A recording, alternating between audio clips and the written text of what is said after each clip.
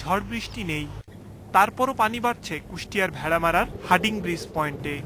পানি উন্নয়ন বোর্ডের পর্যবেক্ষণ বলছে প্রতি ঘন্টায় পানি বাড়ছে 0.05 সেন্টিমিটার। এভাবে চলতে থাকলে দক্ষিণাঞ্চলে ভয়াবহ বন্যা দেখা দেবে। ভারতের বিহার রাজ্যে বন্যার অবনতি ঠেকাতে খুলে দেওয়া হয়েছে ফারাক্কা বাঁধের সবকটি গেট। এ কারণে প্রবল স্রোতে পানি নামছে ভাটির বাংলাদেশে।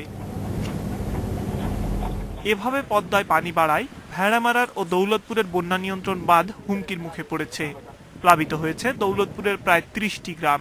স্বাধীনের পরেতেন আমরা এত পানি দেখি নাই, কিন্তু এখন আমরা দেখছি স্বাধীনের পরতে এবার পানি খুব বেশি হয়ে গেছে। আপনার আমাদের এখানে আমরা এলাকাবাসী আতঙ্কগ্রস্ত, যে কোনো মুহূর্তে পানি গ্রামের মধ্যে প্রবেশ করতে পারে। তবে কুষ্টিয়ায় যেসব জায়গায় বাঁধ নাজুক অবস্থায় রয়েছে তা মেরামত প্রক্রিয়া চলছে বলে জানিয়েছেন পানি উন্নয়ন বোর্ডের এই কর্মকর্তা।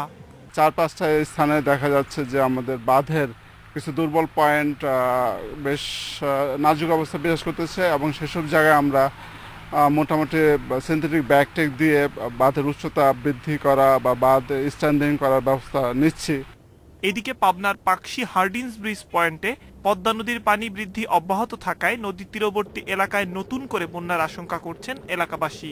সপ্তাহখানেক আগে 2 পিলার নিচে ছিল, বুঝলেন, আগুনের পানি বাড়ছে 2 পিলার মানে উপর হয়েছে। পদ্মায় আমরা গত 20 বছরে যে স্থানে পানি দেখি না, এখন সেই স্থানে পানি দেখতে পাচ্ছি।